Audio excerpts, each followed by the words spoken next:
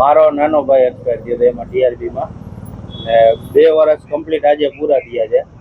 એમાં માંગણી અમે ઘણી કરી હતી કે 14 મુદ્દા લેખિતમાં ગૃહમંત્રીને મુખ્યમંત્રીને આપેલા હતા. એમાંથી હજી સુધીમાં એકય મુદ્દા કરવામાં આવ્યા નથી. એમાં સૌથી ખાસ ફાસ્ટ ટ્રેક કોર્ટનું કર્યું હતું કે ડે ટુ ડે હિયરિંગ લેવામાં આવે. ડે ટુ ડે હિયરિંગ હજી સુધીમાં કરવામાં આવ્યું નથી.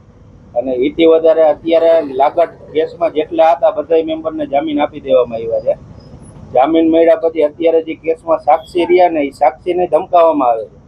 અમને તો અત્યારે લગી આવતા જ હતા, હવે જે સાક્ષી જે છે એને ધાક ધમકી દેવામાં આવે છે. અને આમાં હવે જોતા એવું લાગતું નથી કે કોઈ જાતનો ન્યાય મળે કે ભાઈ તમે તમારી રીતે લડે રાખો, તમે તમારી રીતે કૂચે મરી રાખો, આમાં કઈ ફેર પડવાનો નથી અમારામાં. તમે સરકારે પણ આશ્વાસન આપ્યું હતું, હવે હજુ ન્યાય નથી મળ્યો એવું છે?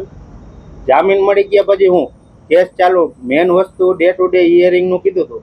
હવે ડે ટુ ડે હિયરિંગ નું તો અહીંયા રહ્યું. આપણે વકીલની માંગણી કરી હતી સરકારી કે ભાઈ સુપ્રીમ કોર્ટમાં અમને વકીલ દેવામાં આવે, કારણ કે હાઈકોર્ટ લગી અમારા પેલા નરેન્દ્રસિંહ હતા કે એ અત્યાર લગી સપોર્ટ કરતા હતા અમને. સુપ્રીમમાં અમારી પાસે વકીલ નહોતા. અમે કીધું અમને પ્રાઇવેટ અમે કઈ વકીલ આપો, હજી સુધીમાં એ દેવામાં નથી આવ્યા. એટલે જામીન મળી ગયા 100%. હવે શું તમારી આશા? ડે ટુ ડે હિયરિંગ અને આ કેસમાં જે પણ સાક્ષી છે એ લોકોને પૂરતી સુરક્ષા દેવામાં આવે, એટલે હજી આમાં વધારા પડતા છેડા ન કરી શકે.